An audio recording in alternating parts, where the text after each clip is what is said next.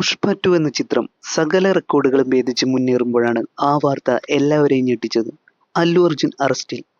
മുൻപ് പല നടന്മാരും അറസ്റ്റിലായ വ്യാജ വാർത്തകൾ നമ്മൾ കേട്ടിട്ടുണ്ട്. എന്നാൽ ഇന്ത്യൻ സിനിമയെ തന്നെ അക്ഷരാർത്ഥത്തിൽ ഞെട്ടിച്ച ഒരു ന്യൂസായിരുന്നു അത്. ഇന്ത്യൻ മാധ്യമ ലോകത്തെ തന്നെ പ്രധാന തലക്കെട്ടായി മാറി അല്ലു അർജുൻ്റെ അറസ്റ്റ്. ഡിസംബർ 4 ബുധനാഴ്ച ഹൈദരാബാദിൽ പ്രീമിയർ ഷോ നടക്കുന്ന സന്ധ്യ തിയേറ്ററിൽ വെച്ചാണ് ഈ ഇൻസിഡന്റ് ഉണ്ടാവുന്നത്. മുൻകൂട്ടി നിശ്ചയിച്ച പ്രകാരം അല്ലു അർജുൻ അടക്കമുള്ള സിനിമയുടെ അണിയറ പ്രവർത്തകർ 11 മണിയോടെ തിയേറ്ററിലെത്തി.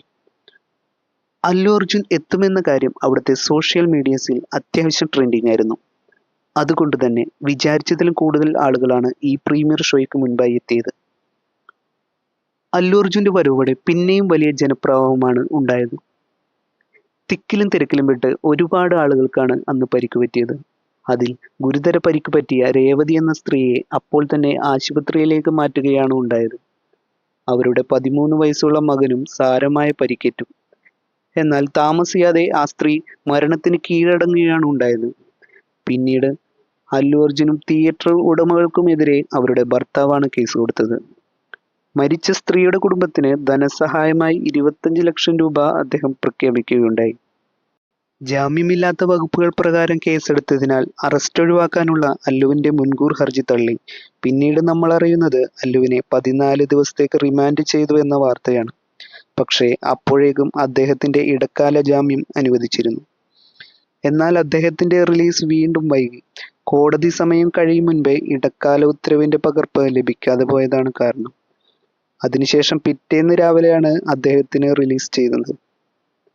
സിനിമാ രംഗത്തുള്ള പ്രമുഖരും അടുത്ത ബന്ധുമിത്രാദികളും അനുശോചനങ്ങളുമായി അദ്ദേഹത്തെ കാണാനെത്തി. അല്ലു അർജുൻ്റെ അറസ്റ്റ് രാഷ്ട്രീയ ഗൂഢാലോചനയുടെ ഭാഗമായാണെന്നാണ് അവിടുത്തെ പ്രാദേശിക മാധ്യമങ്ങൾ പറയുന്നത്.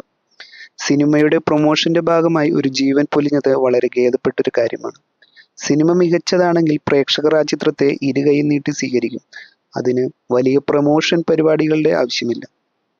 ഇടക്കാലത്ത് വലിയ പ്രൊമോഷനുകളോടെ എത്തിയ പല പാൻ ഇന്ത്യൻ ചിത്രങ്ങളും തകർന്നടിഞ്ഞത് നാം കണ്ടതാണ്.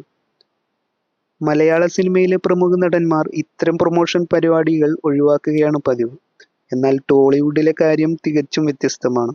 ഫാൻസുകാരെ മുഴുവൻ തൃപ്തിപ്പെടുത്തുന്ന സിനിമാ പാരമ്പര്യമുള്ളവരാണ് അവർ. ഓൺ സ്ക്രീനിലും ഓഫ് സ്ക്രീനിലും അങ്ങനെ തന്നെ. ഇന്ത്യയിലുടനീളം വലിയ ഫാൻ ബേസ് ഉള്ള താരമാണ് അല്ലു അർജുൻ. അദ്ദേഹത്തെ പോലെയുള്ള ഒരാൾക്ക് ഇത്തരം ബാലിശമായ പ്രൊമോഷൻ പരിപാടികളുടെ ആവശ്യമില്ല. ഒരു ജീവൻ പൊലിഞ്ഞതിൽ അദ്ദേഹത്തിന് വലിയ പങ്കുണ്ടെന്ന് വിശ്വസിക്കുന്ന ആളാണ് ഞാൻ. എന്താണ് നിങ്ങളുടെ അഭിപ്രായം?